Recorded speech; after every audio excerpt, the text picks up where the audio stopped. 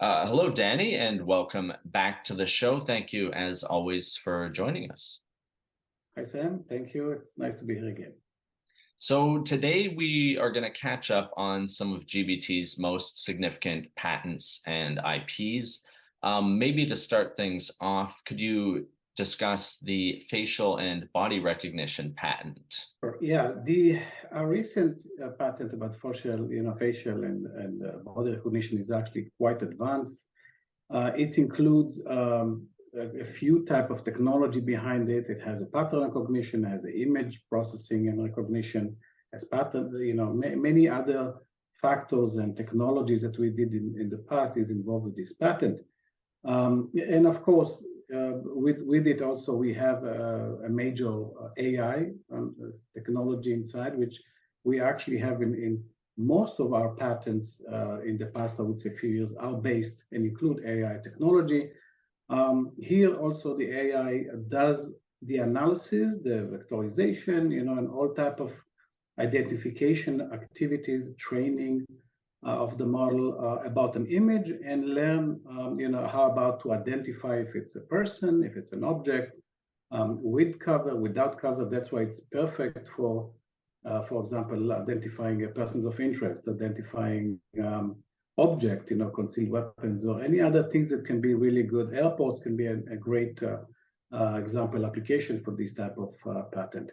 And we continue with that. So we already filed, a continuation. We believe that a patent, one patent granted is not enough. We want to have a few patents in a domain in order to strengthen and broadening the strength of the patent.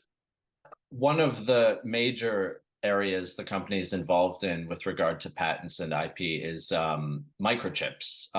Could you give us a brief, rather, tour through some of the company's key patents in the microchip space? Sure. Actually, in the microchip arena, we are involved heavily with a few domains. We, as probably you know, we have a series of patents in the 3D multi-planar microchip. Recently, we got very good news from Korea. We're actually gonna have a patent granted in Korea, hopefully in Q1 next year.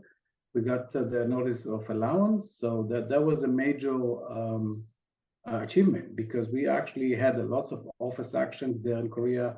The 3D multi-planar microchip is a major innovation in this domain. We truly believe, and also from colleagues' feedback, that this is a future for this arena. And especially, in overseas, in countries that have a key technology in the semiconductor, we filed a PCT, an international protection patent application. So one of them was Korea, and that's one of the good news that is upcoming next year, we hope. You can read all about the PRs. We publish, weekly almost. So another area that we, of course, continuing beside the 3D multi-planar chip is the EDA domain. We're talking about EDA software that are addressing issues of advanced chip, of advanced nanometer processes, 5 nanometer, 3 nanometer. We are talking about 2 and 1.5. All these processes of course, all these manufacturing, design and manufacturing processes are introducing serious challenges during the design time. If it's design rule check, if it's all of us, overall the microchip electrical characteristic analysis, this has become a serious challenge. And if there will not be any software, any automation, any EDA technology involved here, projects may take longer time. Chips going to be less quality, less good with the power consumption. So we also filing a series of patents in this area.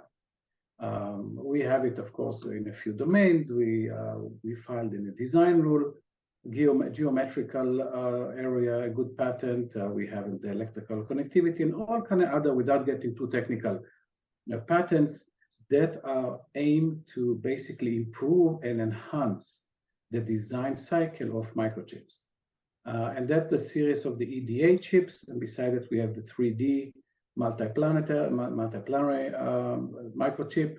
We also have some AI software that goes along with the 3D multiplanar chip to help analyze which shape to choose according to a process. So if I manufacture the chip in 5 nanometer, it will choose different shape, maybe a pyramid, maybe a hectagon, maybe a cube, differently than a microchip that is 14 nanometer, for example, etc. So, as we said, I could talk about this for 5 hours, but just to give a brief update, we're heavily invested in the integrated circuits patents in few domains, and we'll continue it next year as well.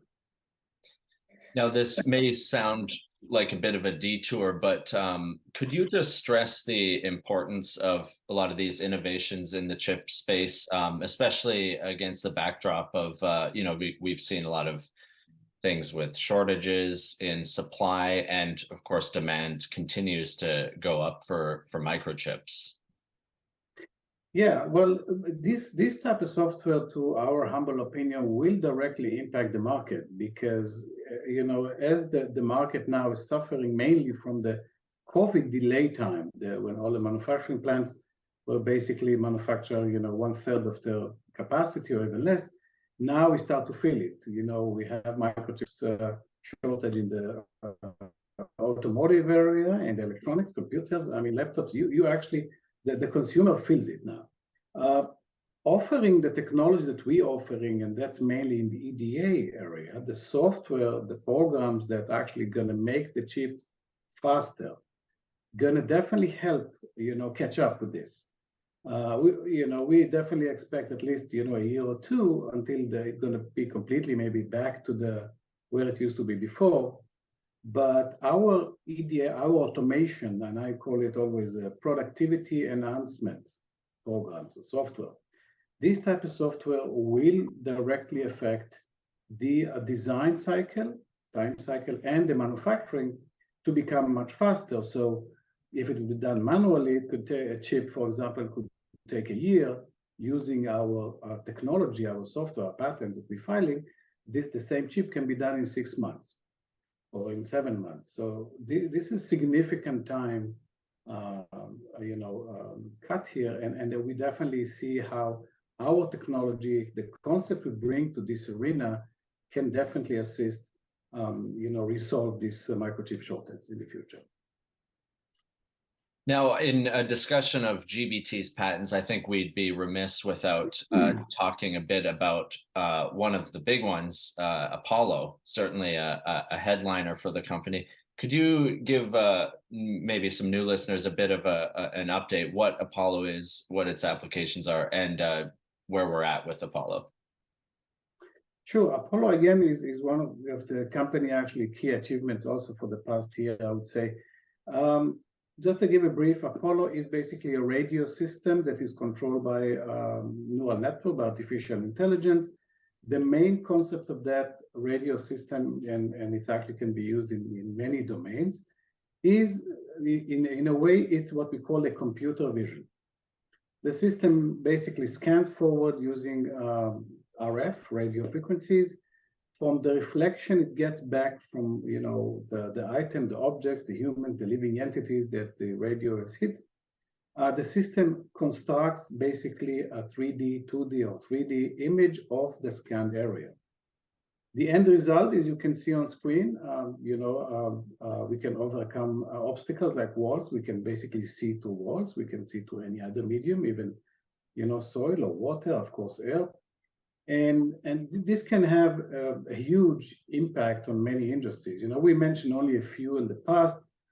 For example, the system is so much sensitive to volumetric changes, so it can detect a humans in a room, measure their heart race, heart pulse, heart rate, breathing rhythm, if the person is fall, detection fall, and things like this. So the system can do many things, in this one. For example, another area is autonomous vehicles.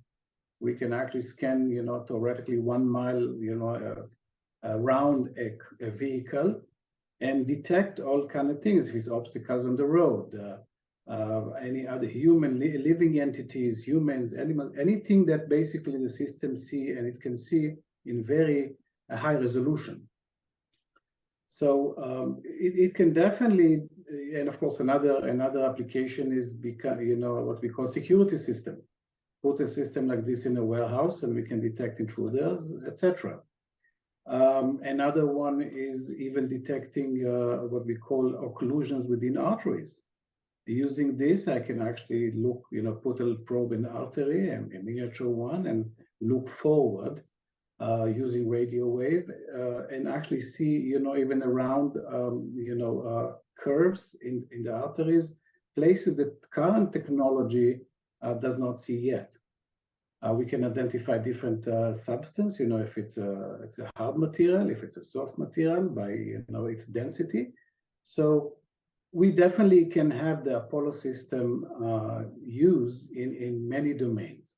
We are now actually investigating into a few of the application of building what we call a small-scale prototypes, which we'll announce probably next year sometime. But regarding patents, we already got one patent granted.